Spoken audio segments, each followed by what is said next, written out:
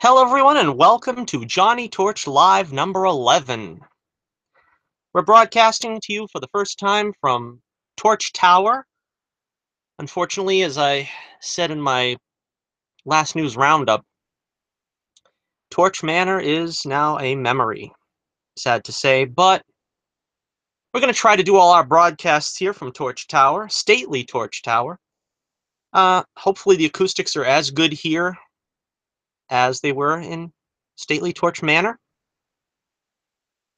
Uh, I got a fan running as well because it's like 90 degrees, so in case you hear any noise from that, I just want to apologize right off the bat. Hopefully, as I said, I haven't gotten a feel for the acoustics yet for this room, so we'll see if I can broadcast from this room. I don't know also if the signal is strong enough, send out a good broadcast either because I'm a little bit further away from the Wi-Fi. But we will see how it goes and make adjustments as needed. I also want to say that I did the tail end of the Karate Kid which if you haven't checked it out, you really have to. If you enjoy the Karate Kid at all, check out my retrospective and review of the entire Karate Kid trilogy. Though just before it was set to be uploaded to YouTube, I found out about the news that there was going to be a Karate Kid sequel series, which is going to be broadcast on YouTube Red, not too far away here from this Google Hangout. And so I had to put, you know, something in to talk about that. And so you might detect a little difference in tone in that video because the whole first 3/4 of it were recorded in Stately Torch Manor. And of course, the last 2 minutes were recorded here in Stately Torch Tower. But with that out of the way, how are you?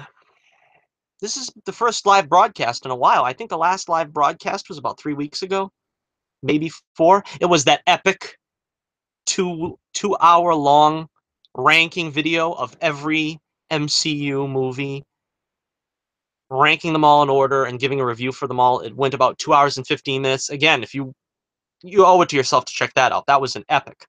I needed a 3 week respite from doing live shows after it because, and I apologize for coughing, I think, during the last 45 minutes of the broadcast because it's going to last. But that is probably the most comprehensive video I've ever done to review all the movies in a franchise, and I just wanted to get it all done. I just wanted to get it all down there. Similar today, we're going to tackle the MCU once again with the Defenders uh, series coming out on Netflix this past weekend. First, did you see the eclipse, the solar eclipse, the total eclipse that happened today? I got to see it. Of course, I saw most of it on the television, but I went out and braved looking at it with sunglasses, just regular, ordinary sunglasses. Got a glimpse, and that's very dangerous, so you don't want to stare at the sun, obviously, but I got to take a brief look at it, and it was something to see. The first solar eclipse, total eclipse, for 99 years. Well, the last total eclipse, I guess, was 1979, 1924. So they happen, but it's just depends on where you live if you can see it well or not. And of course, like everyone else, I listened to Total Eclipse of the Heart on a loop for 3 hours straight, over and over again, utterly and totally depressed. Great song, though. It's got to be one of the all-time greats. Of course, Jim Steinman just was a genius at that kind of thing. And Bonnie Tyler, just a great voice, very unique voice. And, I'm glad to see that she's being appreciated again now. A little bit of a resurgence in her popularity due to the song, being #1 again because of the eclipse. And I remember my mother telling me, because she bought the single, she said, don't look at the video because the video will freak you out. And after 30 years, I checked out the video, and she was right. It's very freaky. But yeah, that's a great song, and you know, it's a timeless song. It's one of the all-time greats, as is Bonnie Tyler. All right, so first, before we get into the Defenders, another sad bit of business that we've got to mention here that happened over the weekend. Let's see. Again, as usual. Takes me a couple seconds to try to do this. Okay. We had the passing of comedy legend Jerry Lewis at the age of 91. His home in Las Vegas. As far as I heard, he just died peacefully of natural causes. But Jerry was one of the all-time greats, and we're at the point now where we're losing a lot of our all-time greats. We lost Don Rickles already this year. Uh, it's sad. He lived a long, good life. Both of them have, but it's still sad that he was such a talent for many years. Of course, a humanitarian on the muscular dystrophy telethon, raised millions and millions of dollars for muscular dystrophy research, which of course is you know probably what he'll be most remembered as in the grand scheme of things. But a great talent, a great comedian, one of my favorites. I always remember watching him when I was a kid. All his movies and the movies with Dean Martin when they were partners. Dean and Jerry partnered together when Jerry was only like 19 years old. He was doing an act, and I think he crashed Dean's act, and they found that they had this great chemistry, and they just sparked a partnership that you know was just glorious to see. I think, to be honest with you, I'm a big fan of classic comedy, but if I was to recommend to you a Martin and Lewis, vehicle, you should really check out the Colgate Comedy Hour. That is when they were at their best. It was like watching them live in a Las Vegas nightclub. And the beginning of the shows would be like sketches where, they would do a sketch together, a typical comedy sketch. And then at the end of the show, Dean would sing and Jerry would do the crazy antics and stuff. So that's what I like to remember of the Martin and Lewis era, was the Colgate Comedy Hour. And like I said, you should check them out because I think they're mostly public domain. You probably could find them either cheaply or maybe even on YouTube. I'm not sure. But yeah, definitely check those out. And then, of course, there was the split. Years later, Frank Sinatra brought Dean and Jerry back together on the telethon back in 1976, I believe. And they rekindled, of course, their friendship again, Martin and Lewis. In the intervening years, Jerry did so many just wonderful movies, great masterpieces, writing or co-writing a lot of them. Um, my personal favorite was The Family Jewels, where Jerry played 7 different characters. Um, the nutty uncles of the little girl in the movie. And Commissioner Gordon from the Batman '60s TV series was in that. Uh, uh, that was an interesting, because it came out, I think, just before the Batman TV series came out. So it was interesting to see him in something else looking exactly the same. Because, of course, Neil Hamilton, if you really want to know, he was a big actor back in the '30s. He was decently known back then. He was in Tarzan the Ape Man. He was in, some of those early tearjerkers, kind of from the like Clark Gable era. Um, so yeah, my one of my favorites is The Family Jewels. I also liked The Ladies' Man a lot. Of course, The Nutty Professor. He'll probably always be remembered for that one as the character of Buddy Love. Just an unforgettable performance there, where he played 2 completely opposite characters in the same movie. Uh, the Disorderly Orderly. I could go on. There was also the Geisha Boy. The Geisha Boy, or Mr. Woolley. Mr. Woolley. I just remember that as a kid. They used to show that one a lot. Um,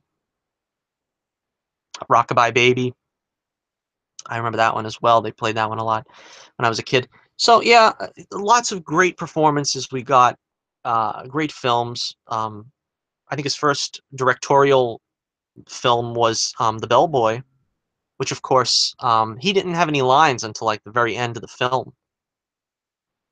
Um, that was made. I believe I remember Jerry saying that was made because he owed the studio a movie, and he didn't want them to take the movie he was working on, Cinderfella, and putting it out early. So he gave them another film so that they would put Cinderfella out around Christmas. So that was a great one. That was a very funny film too. A sketch. It's like a sketch film, a sketch comedy where it was just one interesting uh, vignette after another, and a lot of funny ones at that. So yeah, just a lot of great films, and then then he kind of stepped away from the movies for a while. Of course, there's the infamous the day the clown cried. I knew I was going to have a mistake saying that. Anyhow, the day the day the clown cried, never to be seen. That's one of those holy grail type things where everybody wants to see it. Maybe it's not worth seeing. According to Jerry, it was terrible. It doesn't sound like it has the greatest premise. If I remember correctly, Jerry is supposed to be leading children to their deaths in a Nazi camp and entertaining them along the way. Eh, doesn't really sound like a crowd pleaser, but as a curiosity, as an oddity, maybe I'd like to see it. I don't know. I don't know if they'll ever show it. I don't think. So, if he didn't think it was any good, I I wouldn't debate him on that. But again, I don't know the chances of that being released to the public at large. Also, of course, as the years went by, he suffered from um, a lot of pain from back injuries, uh, health problems. He had bypass surgery and so forth. So he was blessed to live as long a good, healthy life as he did. God bless him. Also, at that time, around the come to the 1980s, of course, he did one of his greatest roles as a dramatic actor in Scorsese's The King of Comedy, another one of my favorites. A completely different Jerry Lewis in that film, but he could handle it. That like is arguably probably the closest to Jerry's own life. He was playing sort of a Johnny Carson character there, but I mean, where he was like, he was the king of comedy. He was this big mega celebrity. And of course, you have Robert De Niro, another great performance there. It's a great film. If you haven't seen that one, of course, I would recommend that one highly. I've seen that one a couple of times now. Um, yeah, so, Jerry, of course, was great with the pathos. He was great with the comedy. Just a great actor. And I dare say he was a great singer, too. I mean, you know, he had a unique voice, but when he sang, he put across very emotionally. So, again, sad news to lose the great clown, Jerry Lewis, uh, from natural causes at the age of 91. So we love you, Jerry, and thanks for all the laughs. Okay, so sadly, and um, there was something else that I wanted to mention before we get onto the Daredevil review. The Defenders review. Might just as well call it a Daredevil review, though, because I think he was the standout. But let's not. There's a lot of news that I haven't been able to cover in the news roundups yet. Um, Eventually, I'm hoping to do a news roundup. If not, I might just do the news here in another video. Right now, I just want to talk about briefly the Batman and Harley Quinn movie that just came out. I haven't seen it yet, so this is not a review, but this is just getting horrible reviews. Just horrible reviews. I haven't heard anybody say anything positive about it yet. And it makes me sad because I was I continually hope that they're going to do something in the line of Batman the Animated Series. They brought back Kevin Conroy and Lauren Lester. They're doing something that's semi in the Batman the Animated Series universe. I don't know if this is considered really a part of the canon, but anyway, it's getting terrible reviews. A lot of people are saying it's very raunchy, which is something that I personally don't care for. Um, I don't know. I don't know what's happened really to Bruce Timm lately, where he seems to want to go there a lot. He had the Killing Joke, which I always hated the Killing Joke anyway, so I wasn't going to be a fan of that film no matter what they did. But they added the raunchy, you know, storyline of Batman and Batgirl. And I guess supposedly here, there's also some stuff going on between Harley Quinn and I guess Nightwing. I don't know. Maybe I'll see it. Maybe I won't. I'm curious as heck because, like I said, it's too good to be true. You got Kevin Conroy back, the wonderful art style. You've got the original cast mostly back. Arlene Sorkin has retired from the role of Harley. I believe it's been a while now since she retired from the role. Um,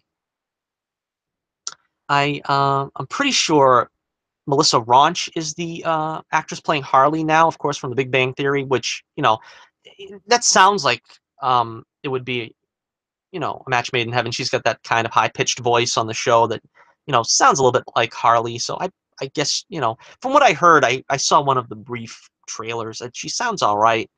Um, the storyline, I think that's going to be the problem. I don't know. But yeah, interesting to see how that's going to work out. Uh, Are they going to abandon Bruce Timm after this? After all, it's his baby. Batman the Animated Series was him and Paul Dini's baby. Dini get back into the saddle with the animated series and write one of these. But from what I remember, his track record sort of was going down as it was on the tie-in comics. But you know, to be honest, there's so much more to be done with the animated series if they want to. I mean, Kevin Conroy, he could be 80 and still got that great voice and still be Batman. Is when it's animation, you've got no limitations on you. I mean, look at, of course, Adam West. Uh, he was doing the sequel to Return of the Caped Crusaders at the time of his death, and he was in his mid 80s as well. So, you know, we could be getting good Batman films in the style of the animated series if maybe they just take it out of Bruce Timm's hands, or maybe if they put it in the hands of somebody that wants to continue the great legacy of Batman the animated series. That's still the best incarnation of Batman. Um, you know, bar none. I would say even the movies, even the Nolan movies, which were exceptional, probably don't match up to the animated series. That's a good question. Which is my favorite of those two? I mean, you've got Mask of the Phantasm on one side, and you have Batman Begins on the other, and that is just those are both great movies. I think as an origin film, Batman Begins was probably better, but I think as a story, like as a just as a standalone film, I'd probably say Mask of the Phantasm, probably the best Batman movie. That was just great. That's just I got to do a video on that, Mask of the Phantasm, because it's been several years, obviously now, decades, um, and it was sort of brought out as an underrated classic. Nobody really knew of it until like they got it on home video and it was like, wow, this is pretty good, because they snuck it into the theaters like at the 11th hour around Christmas, I think, of 92 or 93, when the animated series was just hitting the airwaves. And people sort of missed it the first time, and then when it was on home video, I remember seeing it and I was like, wow, this is something else. Because it really takes the best parts of the animated series and ratchets it up, to the 11th to 11 to 11th level. And would that we got that kind of animation again. Would that we got that kind of Batman movie again. Um, heaven knows there's no reason we can't have it again. They can't make something in that, you know, of that ilk. They're still trying to mine the sort of New 52 era and stuff. I don't know. I just wish they would get back on track with their animated projects.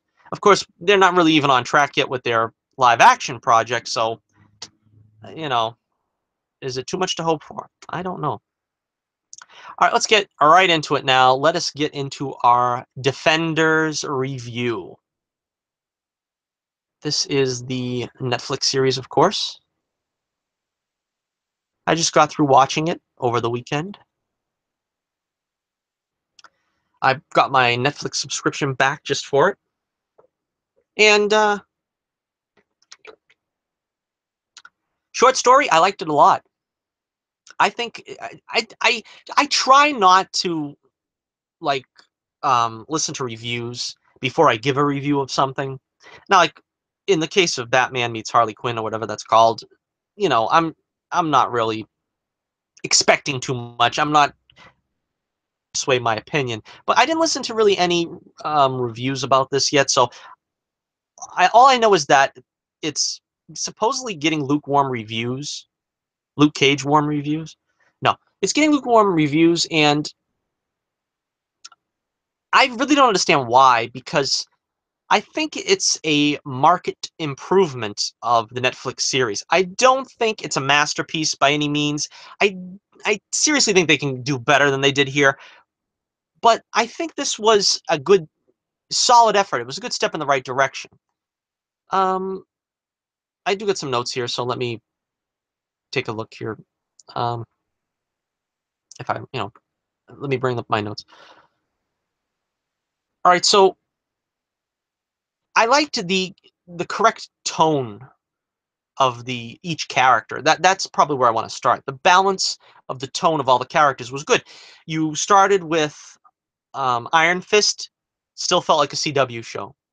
You go with Jessica Jones, it still felt like that kind of, you know, private eye noirish feeling. With Luke Cage, you still felt like you had that kind of, blaxploitation or whatever, flavor. Daredevil still felt like it was a, grim and gritty superhero. All of them felt really in tone and consistently. And I liked the way they started the first episode, where it was sort of like four mini episodes tied together into one. Not really tied together. They didn't really at that point. But I like that. I like that the fact that they started and they showed how Luke Cage got out of jail, which it seemed so easily wrapped up. I don't know. I mean, that didn't bother me, but um the same thing with Danny Rand coming out of Kunlun. You really didn't. It seems like there was cliffhangers that they had to resolve in 30 seconds or less. Didn't bother me, but I mean, those were the two that were the most. It felt like there was another season to be had of their own shows that would have illuminated those cliffhanger endings. Instead, we got like 30-second resolutions. Foggy takes care of Luke, and Danny comes out of Kunlun and tries to find out who killed all of the masters there or whatever. As far as Daredevil is concerned, I was a little put off by that because it's been what, over a year since Daredevil 2 season 2 was out. I don't remember him hanging up the cowl, so I was kind of like, I was disappointed, but I was a little thrown that he decided to retire. And that's basically what Daredevil's whole arc is for the whole first half of this, is he's retired and he won't put on the costume and this and that. And that disappointed me. It always disappoints me that they don't wear their costumes in the show. Especially Iron Fist, because he's got a good costume. They could, of course, tweak it. It doesn't have to be exactly like the comic costume.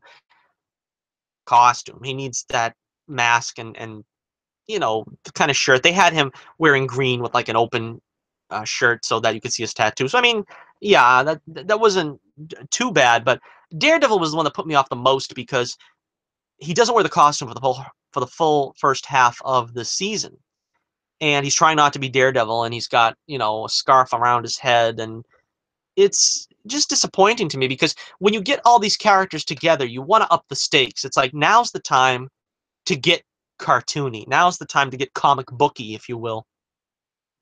And I don't think they did that here. That was the biggest problem. Um, Another thing is they did like they weren't afraid. They didn't shy away from like the cartoony aspects of like Iron Fist. With they showed the dragon bones. They talked about him punching the heart of the dragon, and that's how he got the Iron Fist. So they didn't shy away from that really, but I really needed to see them embrace it more. I kind of was hoping they were going to embrace Iron Fist a little bit more in this one. To be honest with you, and I want to go through all the characters, but Iron Fist, of course, is the one that suffers the most here. From what I heard, I think that's a part of what the reason people don't like this is they still don't like Iron Fist. And am on record saying that I really liked Iron Fist the series. I liked it arguably the most. I mean, I like Daredevil better as a character, and I'm always going to probably like him the most. But of the other characters, I think he had the best show. Um, they all have problems, but I think his was probably a little more consistent. That's what I would say. Anyway, I'm not sure if Danny is being portrayed accurately because you know when I see they got him as like a very temperamental and kind of the hothead of the group. I'm sort of more familiar with him being like the Zen guy, where he's the one that's the most at peace. He's got the game plan. You know what I mean? I think maybe they're trying to grow him into that role, but it's taking too long. I mean, you know, I can understand. I like the slow burn, myself as much as the next guy to try to grow these characters into their roles. I personally thought they took too long with Daredevil. I think the first season they should have got him in the costume sooner. And I can understand why. Then it feels like maybe Danny's not getting to be the Iron Fist that we all know and love fast enough. My problem with Iron Fist in this one, it seemed like I don't really understand the rules for his chi and why he can have the hand glow sometimes and why he can't. And he has to concentrate and he has to meditate. And sometimes it works, sometimes it doesn't. It was very confusing, to me at least, why sometimes it works and why sometimes it don't. And then you have him being, like I said, hot-headed, and it seemed like an excuse to have the heroes fight when he becomes sort of a, loose cannon, and they have to like subdue him, and he stays tied up for like 2 episodes or something, and that was kind of, I'm like, is it obligatory they have to fight because that's sort of what superheroes do when they first meet? They've got to fight and then become a team and learn how to work together and stuff. Maybe that's why. Um, But I just don't think they're really doing justice to him. That he's supposed to be a competent superhero. I mean, Luke Cage seems competent enough, and so does um, Daredevil, and I guess Jessica Jones, which I'm not sure what her powers are. Really, she's just strong. I didn't, like I said, I really didn't watch Jessica Jones' show properly. I really should sit down and watch it, but I mean, from front to back, beginning to end. But I never did, so maybe I'm a little out of the loop on her powers, but I guess she's just strong. Um, so yeah, I didn't really like too much of how Danny was treated in this. Especially even Luke. I think because one of the highlights, I'm trying to like do some of the negatives first, but the highlights I think was really Luke and Danny's relationship and how that kind of started. Even at the beginning, though, I think even Luke kind of disrespected Danny at the beginning when he's like telling him he's like a rich white boy and he thinks he can, he's got so much privilege and everything. And so I don't know. It doesn't seem like any of them are respecting Iron Fist. It just seems like he's like why would he want to be with these guys? I mean, just go off with Colleen and just it doesn't seem like they treat him with any respect, and he seems like he's you know kind of hot-headed to be hanging around with them. So anyway, I kind of wish they would do a little better with Iron Fist in the future. I don't think he's terrible. I don't dislike him in this or in his own series, but I do think they need to work on making him a little bit more competent, making him a little more of the superhero. I want to really see him and Luke in a Heroes for Hire series. That would be great to do it next. Now, I know they said they're going to do a Luke Cage season 2 and an Iron Fist season 2 to get them in Heroes for Hire. But that was a highlight, though. I liked seeing them talk and sort of getting at the very beginning level of friendship. All right, so let's take a look here. Let's see. We also have Sigourney Weaver, of course, was the main villain, Alexandra. I thought she was very good. I really enjoyed her. I think they did the smart thing in, of course, this is all spoilers. I probably should have put that in the description. But here's your spoiler warning now. Spoilers. Okay. I think they did a smart thing in killing her off around the 5th or 6th episode, like they did. I think she was starting to wear out her welcome. I think she exited at the best possible moment. It's not a situation like Cottonmouth where he was like just killed out of nowhere, and he kind of felt he had more to do. He had more left undone.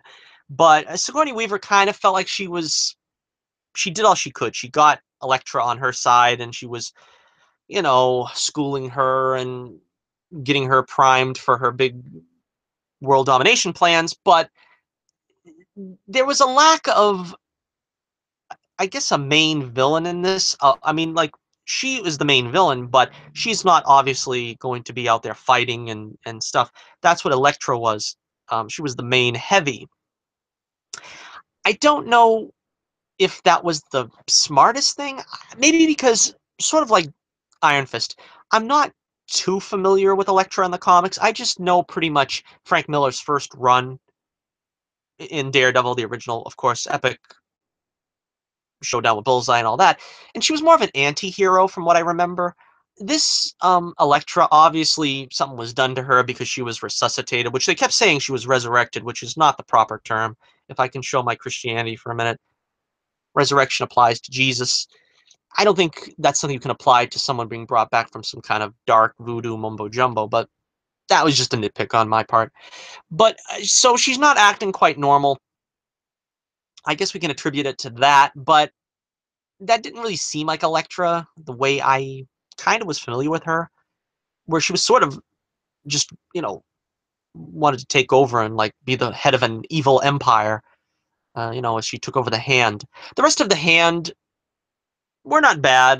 There was that, the Asian guy, I guess, was from the Daredevil uh, season 2. I don't remember too much about what happened because, like I said, I watched it like over a year ago. I don't know. Of course, Madame Gao returns. She survived too. It's kind of surprising that she survived because she's the only one left to survive. But I guess maybe they need someone to the thread to get the next season going. But you know, she's such a caution, that Madame Gao. Can't believe it. She's still running the job and running the show. Elektra's costume was nice. I don't remember her costume too much from Daredevil season 2, but she has that little skirt thingy, which of course they have to have her in, full, tights and whatever to make sure that she doesn't look at all like the comic costume. But understandable to some extent that that costume is probably a little tough to realize on screen. But that's what I mean. It was approximately what a live action Elektra costume should look like. So I'm giving props for that in a series that basically doesn't do their costumes justice. I mean, they had Luke in the yellow shirt for the first half of the show. That was sort of sort of like a sop to the fans. Daredevil's costume looked a little different to me. I'm not sure. Maybe, like I said, maybe I'm forgetting, but his mask looked a little different. I don't remember his lenses looking so cherry red and the neck piece looking so dark. I don't know. So it kind of threw me for a few minutes when I first saw him put it back on. So Stick bites the dust. Stick bites it, and he was entertaining, but I think he's another character that sort of outlived his usefulness. Like Sigourney Weaver, there was only so much you could do with Stick. He was sort of leading them all to this, and it kind of made sense that he was gonna, end when this war ended. I'm pretty much okay with that because I don't need any more of the Hand, to be honest with you. Um, it was fun for a first season arc, but that's why I said like Madame Gao survives. They could have just cleaned house and had everybody, you know, just go away. But let's see here. All right. So speaking of Stick getting his bloody demise, that's another one. Elektra, is the one to do it, which is pretty tragic. Elektra is just a tragic character all around. We'll talk about that ending in a few minutes. The violence, of course. I'm not a big fan of violence. I mean, graphic violence. I mean, shoot somebody, stab somebody, that's fine. Blood, it's okay. But of course, there was like 3 or 4 beheadings and a lot of hands getting removed, and Stick does some self-surgery on himself, let's put it that way. And I don't need to see that, really. I mean, I don't mind, where, you don't see a gush of blood and you don't see, graphic body parts, you know. So that was kind of disappointing. Didn't really like the uh well, let's say the Luke Cage scene. He gets one like in every show he's in. That Luke Cage boy, I tell you, that brother see a lot of action. But yeah, that's another thing I could probably do without. But you know, that's again a nitpick. Speaking of the violence, Misty Knight finally losing that arm. I gotta say, I don't know what that says about me that I was rooting for her to lose her arm. That's a sad thing when you find yourself rooting for someone. I was like, oh yeah, the guy's got swords. Is she gonna lose her arm? And yeah, come to find out, she loses it a couple seconds later. Um, sad for her, but we all know this is sort of coming because the comics, of course, she has a robotic arm, and hopefully she gets to be part of the team after this because I'm kind of getting tired of Misty Knight doing her thing. I mean, I like Misty Knight. I like the actress. She's great. Can't remember her name right now. But she's a great actress. But she's always going to be like, will you tell me what's going on? Will you let me help you out? Will you what's going on? Let me know what you're doing and stuff. She's got to be brought into the circle pretty soon. I mean, there's no way we can have another show with her, you know, being outside the loop. It's really getting kind of stupid now at this point. So she hopefully will have that robotic arm and get together with Colleen Wing, which I thought Colleen Wing was sort of an unofficial defender. I'm glad she got time here. She was sort of like a defender sidekick. But I still liked seeing her in action, and she got her own fight scenes there with the Budo guy. I can't remember. Is that his name, Budo? I'm pretty sure that was it, Budo. I forget what happened to Budo in Iron Fist. I guess he supposedly died, and of course he's back. I forget what happened to Davos. Wasn't Davos, Danny's friend turned rival, adversary, whatever? Didn't see him come back, but I thought he survived. Yeah, he survived. He's probably gonna be back next season of Iron Fist, right? Because he was talking to that cute chick from Iron Fist, the sister there, Joy. I know they mentioned Ward, but he wasn't in this one. But segueing off of that, I really liked the fact that they got essentially all the side characters from all the shows back. You got Trish and that black guy that I don't remember his name from Jessica Jones. Um, you got a cameo of Hogarth there. I can't remember her first name from Jessica Jones. Foggy and Karen from Daredevil. They were, of course, my favorites. I was happy to see them getting decent amount of time.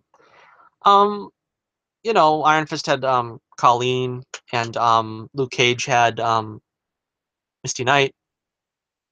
So everybody got their fair share of getting the sidekicks in because usually in a collaboration like this, it's sort of, well, where is so and so? Oh, they went off and did this. They went off and did that. They only did that with Ward, and basically everyone else was present and accounted for. So it's nice that they didn't spare any expense for bringing in their side characters. All right, so everybody started the show on their own. They had their own little agendas, bringing them together. That was interesting. Jessica Jones doing her thing with the architect mystery. Of course, Iron Fist is tracking down the Hand. Daredevil, Matt's just doing his, lawyering, and Luke Cage is still trying to help out the kids in Harlem. So I thought that was a smart move, a way to open it up so they would all get together. Because you got to wonder how these people would all get together. I don't know. Going back, of course, to Sigourney Weaver, I like the fact, this is another thing that impressed me, but most of the time when you see these ancient characters, these immortal characters, it's always a man. I kind of like the fact that, she was like a female Ra's al Ghul. Ra's al Ghul is sort of the poster boy for being the immortal, and he's seen so many centuries go by and this and that. It was interesting to see her, Alexandra, that, she knew Brahms, and, she had a working knowledge of history because she lived through so much of it. I really liked that. I thought that was an interesting. That's what I think. made her interesting for so much longer because, like I said, the character was just barely getting by at the point where she was killed off, where it kind of felt like she was getting, useless. All her other members of the hand going to pretty much turn on her. Um, but still, I thought her character was pretty much effective overall, and she had a daughter. I like that she was sort of, another reason why she gravitated towards um Electra, as it reminded her of her daughter. So I thought that was, I liked the storyline. I thought they had a pretty good storyline. Really meandered too much. I think there was a little of it. Old habits die hard. And one of my biggest complaints is how the series all meander at some point, and we have 10-minute conversations, and we're like, can we just move on now and get to the next scene? And we had a couple of those. I think maybe one or two with Sigourney Weaver's character. Um, Maybe a few others later on down the line, like I think Karen and Trish had a conversation. I was like, well, this really isn't needed other than just to see them two together because it's cool to see, oh wow, Karen and Trish is interacting. But yeah, there was a few meandering moments. But I think they should learn from this and move on from 13 episode seasons and just stick to 8 episodes. Heck, even in some cases, maybe 6 episodes is good enough, because if you can tell the story of 4 characters in 8 episodes, you can really do just one character in 6 episodes.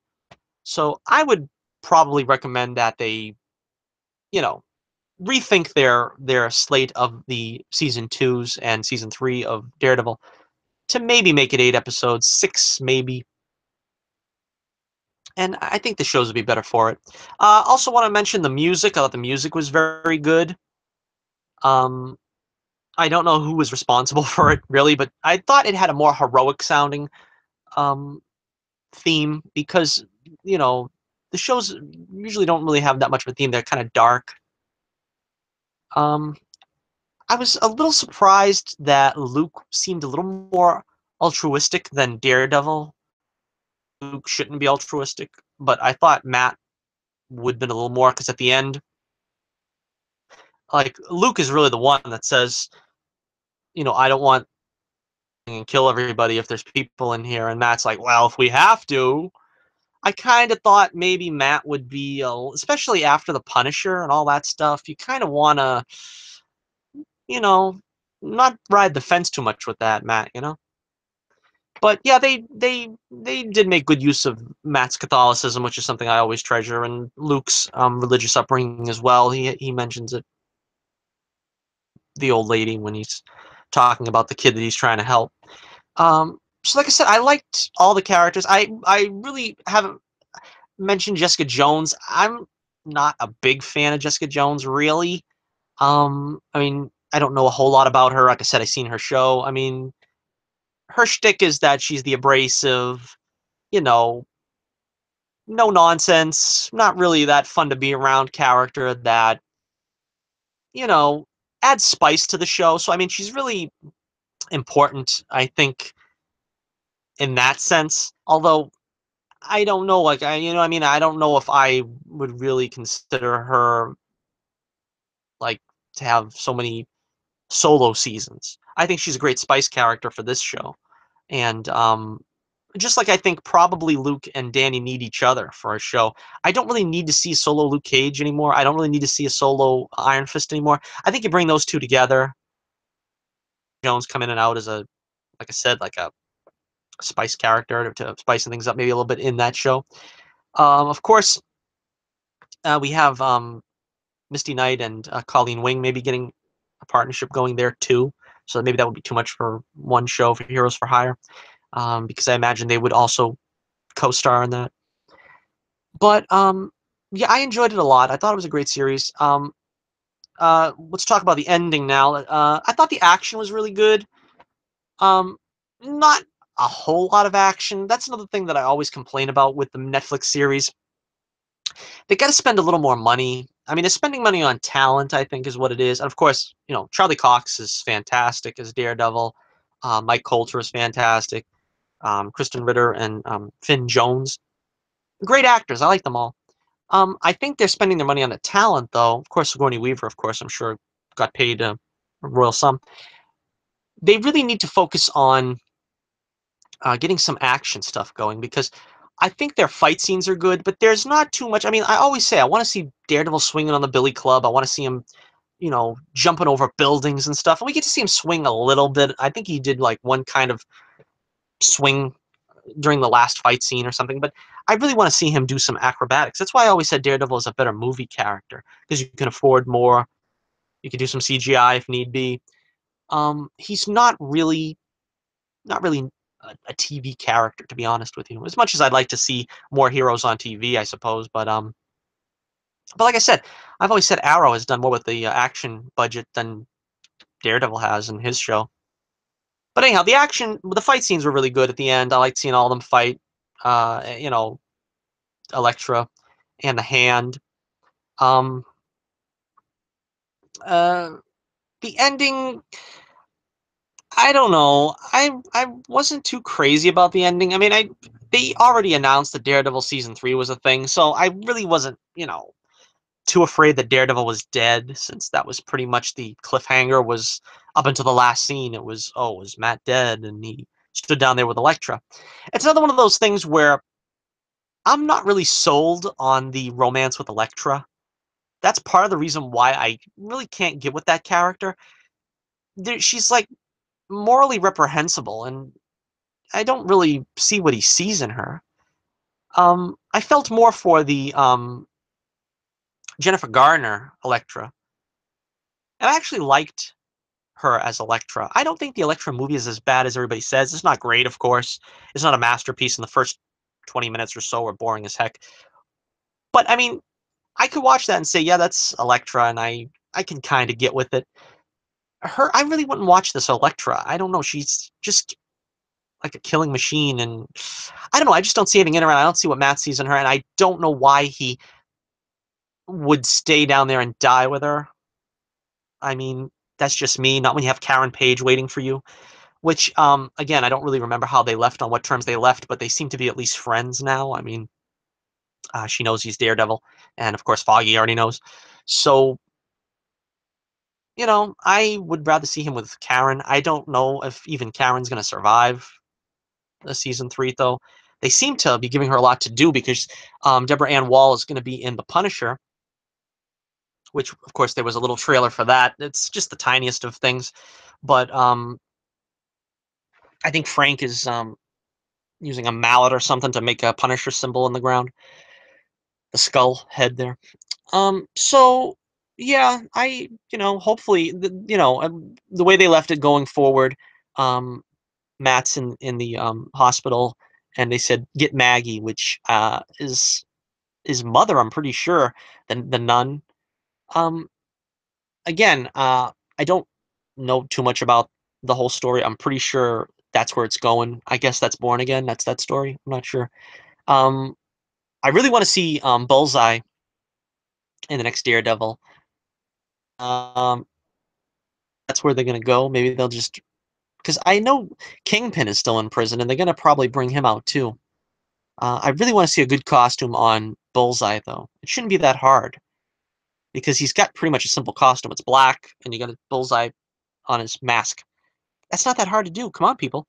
But with the way they do it, they couldn't even do it in the big budget movie. I don't know if they're gonna do it here in this show where they have basically one costumed character. Because you got to remember, this is supposed to be the same world that has Spider-Man in New York, Captain America, and stuff. I don't know why they're so afraid to get the costume stuff going. I mean, you could still swear and do violence and stuff like that and still have costumes. I don't understand why they think they can't. It's like they're too grown up for that. But and that's another one, the taxidermy scene. Oh gosh, do we really need that? They did that simply because they want this to be like an R-rated show, but it's like, does that serve anything? That's what I mean about things being gratuitous. I prefer the less is more approach. We don't need to see Luke Cage doing his thing. We don't need to see taxidermy when there's a conversation going on. Stuff, you know what I mean? Just, you know, um, some violence, never hurt anybody, but it doesn't have to be gory. Anyway, yeah, also I should mention Rosario Dawson, of course, has a small part in this. Maybe not so small. I don't know if I would say that's a small part, but I mean, she didn't really have much to do in this one other than, you know, patch up a couple of people and say some, encouraging words to Luke. Uh, so yeah, that's about it, I guess. I really enjoyed it. I think if I had to say on the whole, it was the best series of all of them. Um, yeah, I think so because, like I said, it was short. I probably would watch it again. I mean, other shows like Luke Cage or Iron Fist. I even Daredevil. I would probably only want to watch certain episodes and be like, yeah, that was a good episode. I remember that. I'll watch it again. I don't know if I would watch the whole series. I think this I probably would watch the whole series again if I have the time. I mean, if I'm inclined. But like I said, still they have some improvement to make. I think they could just work on tightening it up a little bit more too, and not be afraid to do the costumes and stuff. They added a little more color in. Danny's wearing green, sort of to evoke that he's the Iron Fist, and the costume is green and stuff. Luke wears a yellow shirt from time to time, and even his hoodie is lined with yellow. But you know, they really need to make sure they afraid to go there, not be afraid to get in there with the comic book stuff because the MCU is doing it already. They're already uh, four color comics in the movie versions. So why not get up to speed with that in the TV side? All right, so that's about gonna do it for our Defenders review. Oh, let me give it a rating first. Okay, I think, let's see, I think, every other Netflix Marvel series a 3.5 stars out of 5 review. Since I like this one a little bit better, I think I will actually go the extra half star and say I'm giving the Defenders 4 stars out of 5. So that would make it probably a B minus. Still not really that good, but it's better than what I've been giving them, which is like a C plus. Like I said, with a little bit of tightening it up, it would be better. I thought the dialogue was really good too. The dialogue was really cartoony, really, comic booky, I guess is the word. I'm saying cartoony, but comic booky, which is a step in the right direction. We also had, some good character moments too between Daredevil and Foggy. Matt and Foggy, Matt and Foggy, Matt and Karen, Foggy and Karen. Those are the moments I really enjoyed. I always liked them three as a unit, and the scene at the end where they're waiting for Matt to come through the door, and Matt doesn't come through the door. That was really effective, real powerful stuff.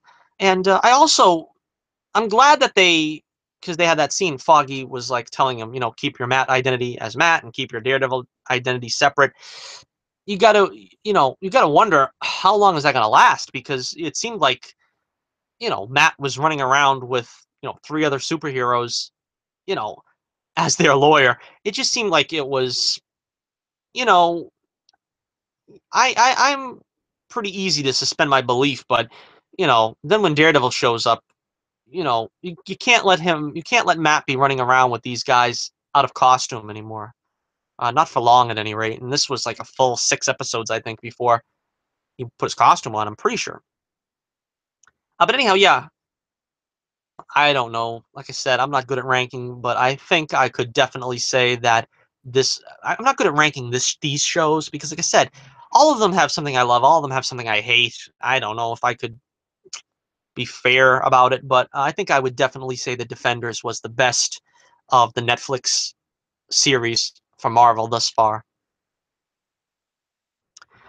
All right, so thank you once again for joining me, and uh, we'll talk a couple of more minutes here before I sign off because we haven't been going a full hour yet. But so I didn't get a chance because I was watching the Defenders all weekend. I didn't get a chance to do my picks for SummerSlam. I'll just talk about it briefly. Pretty much all my picks came through. Um, I didn't see Naomi losing. I didn't think that was going to happen. It was a toss up on whether Sasha Banks was going to win over Alexa Bliss. I kind of figured maybe they'd keep it on Bliss to like maybe build a rivalry a little bit more there, because there really isn't. They've been, that match was really supposed to be for Bayley, and so they really didn't build anything up from it. So that maybe that she would win. Didn't see Brock Lesnar winning, although Paul Heyman threatened to leave if he didn't win. So it kind of makes sense. Although I figured Samoa Joe was going to win. But the rest of them I had the Usos winning the title. I had Styles keeping the title. Um, Pretty much I picked them all. Demon Balor beating Bray Wyatt, but who can't beat Bray Wyatt? If somebody loses to Bray Wyatt, then they should be known as a jobber for the rest of their lives. Um, I didn't think that Baron Corbin was going to lose to John Cena. I kind of thought maybe they wanted to put some heat on Corbin, but that was another one I got wrong. Um, I knew that Nakamura was going to lose to I just forgot his name. I forgot his name. Can you believe that? To Jinder Mahal. I could see his face. It's one of those deals. You could see his face, but I couldn't remember his name. Because I can't see them after this long buildup they had of Mahal with the title, then just giving it to Shinsuke Nakamura. I mean, it has to be some kind of a rivalry that takes the belt off him, I think. And I also what was the other match? The Miz. I had them, the Miz and the Entourage, winning. I also had what was the other match? Was there another match? The title back. I had that. I didn't think Big Cass was going to win over Big Show. That rivalry's still going on, I guess. Um, yeah. So, and of course I saw Rusev losing. I knew Rusev was going to lose to Randy Orton. I mean, Rusev's another one that's almost as bad as Bray Wyatt. Although I think Rusev has his share of victories in recent times, but you know, I called that one too, of Dean Ambrose and Seth Rollins winning the titles from Sheamus and Cesaro, because Sheamus and Cesaro, they're sort of they've had it long enough, and it's like they're not going to give it back to the Hardy Boys. It's like it had to go to somebody else that was of substance, and that's about the only one I could figure it would go to, would be them two. All right, so that is it for another live broadcast. Raw is going to be going on about an hour here from where I live, so I'll probably be checking that out. Thanks for joining me. Do me a favor and check out The Adventures of Bullets Bourbon, Private Eye. Street of Dreams is our latest issue, and I'm really excited about this story. This is one of my favorite stories. I know all writers say that, basically. I mean, the typical line is, well, they're all my children, and, I like them all equally, and that's true. There's something about all my stories that I really enjoy because I wrote them, so obviously I like them. But this one, the stakes are up really high, and Pencil Neck and Carrot Top joining forces, and the world is at stake. That's all on Bullets Bourbon's shoulders in this issue, and of course, like I said, it's a love song to unrequited love, because Bullets is in love with Desiree Miller, and you know, will he win her in this? Will he win the girl of his dreams? I don't know. You have to read it to find out. I'm pretty sure that the next issue won't be out until next year.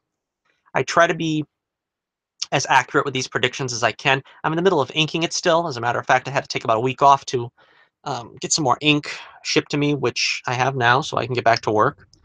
That's why sometimes these videos are fewer and far between, because, uh, I got to work on the books in order to keep them coming, and, sometimes the videos have to take a back seat to it, because I've got so many books that I am that I have already written, that need to be inked, that need to be colored, and it takes a long time because I do it alone. And, Maybe someday I can afford to get some help on these things, but not now. So it's a one-man operation. So check out my website and the link in the description below if you want to get yourself a copy or at least read the free preview that's there. The Mice Expo in October. Hoping to see some fans there. If anybody has read the books or if you want to get a couple copies there, I'll autograph them. I'm hoping to have a few surprises to bring there too, but as of now, as I said, I just moved and it's been a tenuous time trying to get everything done. And I'm trying my best to keep my head above water. Recent future. Alrighty, so check out the Adventures of Bullets Bourbon, and let's see what's going on with the channel. Like I said on Twitter, which by the way, you can check my Twitter page on the link in the description. I'm pretty active on it. Um, I'm I'm tempted to do a Rocky retrospective now that I did a Karate Kid one because it's kind of in the same vein. The only problem with it is that's such a long series that it's going to take me longer to do it. And I kind of want to, if I did it live, if I did a live ranking of Rocky, that would probably be the best way to do it. To do like I did the MCU movies, but I think that my recorded videos tend to get a bit of a views. I think they get better views, and so because I put more work into them, but that's the problem though.